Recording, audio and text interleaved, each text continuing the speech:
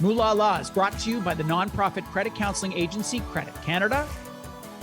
Wouldn't it be nice to own a share of the company you work for? Well, I guess it depends on the company, but let's say it's a great company with a great future. You might be interested in owning a piece, maybe in employee ownership. But the policies needed for this to really work in Canada aren't in place. The nonprofit Canadian Employee Ownership Coalition is hoping to change that. It's hoping to bring the benefits of employee ownership to a broader audience here. Jon Shell joins us now to talk about the idea and how it would work. Hello there. Hi there. I used to work for a big multinational, and there was a stock ownership plan, which they were very keen on us participating in because they believed it was a good investment and it was great for employee engagement. That is not possible for small businesses because they're not publicly traded. How would you explain employee ownership outside of the model where they prompt you to buy shares on the public market? It actually is possible if it's done in a way like you did at the multinational. So right now, employee ownership in Canada is accessible, if you buy shares from an owner, but you can only buy a certain amount, or through stock options like you might have had at your multinational company. But generally, those stock options end at like a minority shareholding, right? So you can end up having employees own 10, maybe 20% of the company, and that's great, and we're, that's a we're super supportive of that. We think it's useful. What we don't have in Canada is a structure to allow for employee ownership in a succession context, and that's where employee ownership really has taken off in the U.S. and the U.K. When an owner is looking to retire and is looking at their options to sell the company, in those countries, they can sell the whole company at once to their employees using debt without having their employees have to pay for it. And that's what has created this incredible program of improving wealth inequality in those countries, which actually are, obviously very unequal. But these are very particular programs in those countries that have been very successful. In the US, for example, there are 14 million Americans who own $1.7 trillion in the companies they work for, using this, what they call an ESOP in the US, and they call an EOT in the UK, but these employee stock ownership programs where the owner has sold the company to their employees, that is unavailable in Canada. What would be required of our country to make that possible? So the things that have made this successful in the US and the UK is, one, there has to be a structure, right? So there needs to be a trust structure in place in the Income Tax Act that allows for these things to happen. We do not have that in Canada today.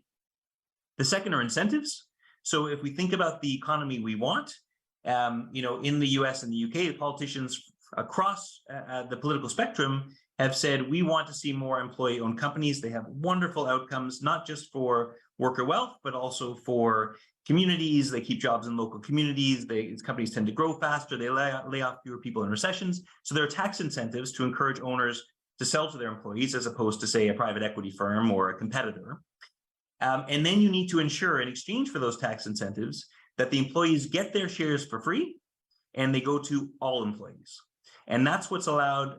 There's a wonderful example of this in the US, in the southeastern states, called Publix. It's a grocery store.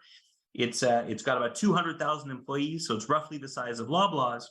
And it's over 80% owned by their employees, and grocery clerks who've worked there for 30 or 40 years will retire with $1 million in their share account, right? Those are the outcomes that are just, that are unachievable here in Canada, that have been wonderful success stories in the US. So those are the three things we need in Canada. And certainly that example is of a successful company and they bought in at the right time. If a clerk were to buy in or get employee ownership today, there's nothing to say that in 30 years they would also have $1 million.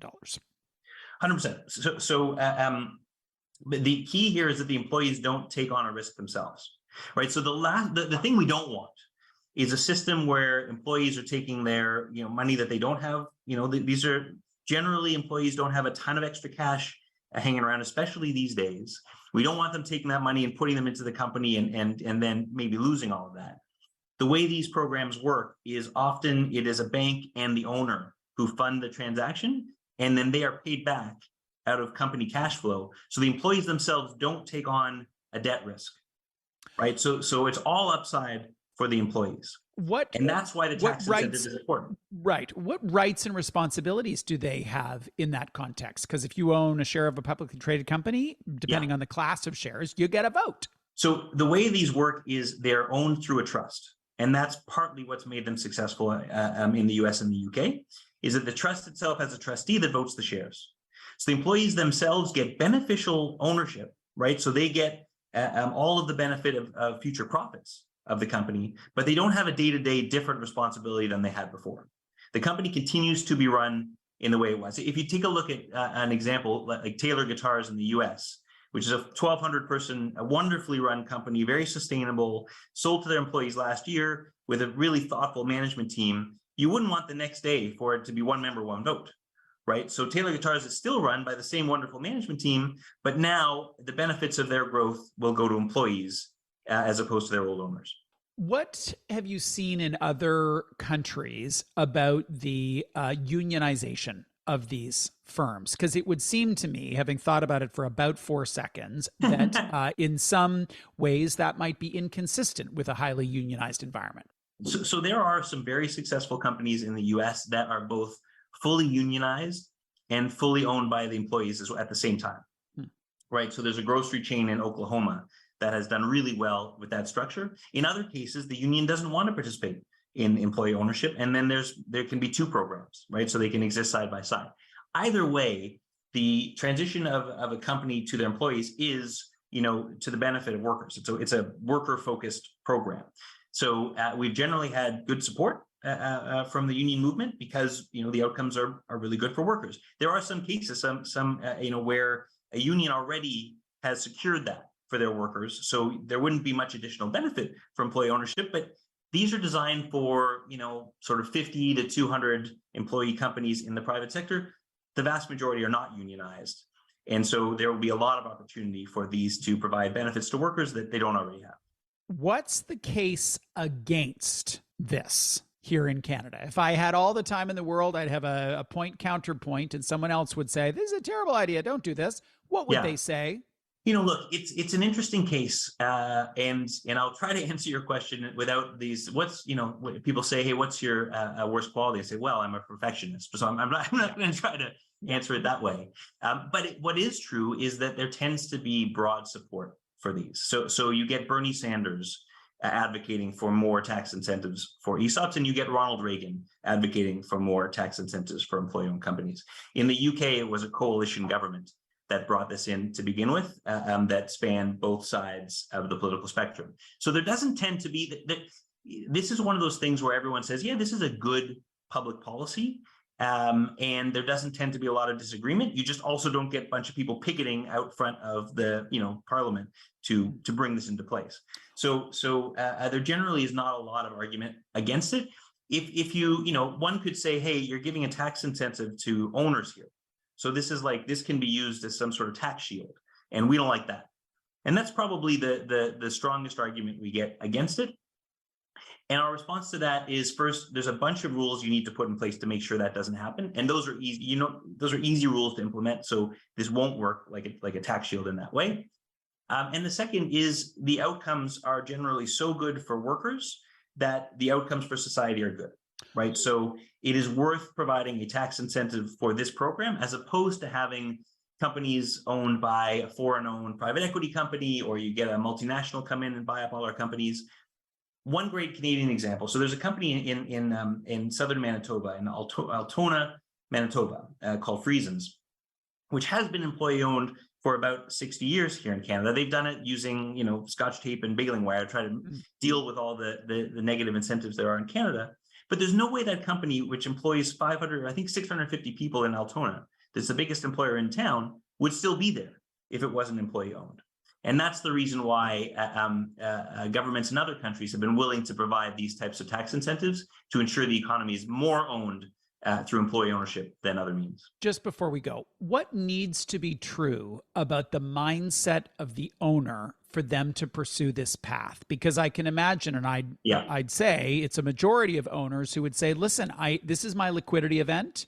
I am going to sell, and a top bidder, and maybe it's private equity, maybe it's a competitor, it would maybe not be at the top of the priority list to make this plan available to employees. So in the UK, where they waive capital gains taxes for owners who sell to their employees, it still only comprises like 5 to 10% of transactions. So the vast majority of owners do what you just said, right? The question is, do we want it to be 0% of the economy, or do we want it to be 10% of the economy? And the 10% that chooses to do it, or the 5% that choose to do it, do tend to be community-oriented owners who have owned their companies for a long time, often built them up from scratch, have a real loyalty to their employees. And that's not everybody, right? This isn't for everybody. But for those owners, and of which there are a lot in Canada, and many of them have reached out to us over the last couple of years, we've been talking about this, saying this is something they'd be really interested in. For those owners, this allows them to transact their, sell their company in a way that makes them feel much better about the legacy that they've built over the decades to come. But as you say, it's not for everybody. Really interesting. Well, thank you for giving us a sense for what could be if you are successful in your quest. Well, thanks. And look, and what could be is a lot, right? So the projections that we've seen suggest that 115,000 employees, could earn $8 to $9 billion in their companies over the next 8 years if we do this. And so, 5 to 10% is enough to be really meaningful in this economy. Jon, thank you. Thank you. Jon Shell is with the not-for-profit Canadian Employee Ownership Coalition. Its focus is to bring the benefits of broader employee ownership to Canada.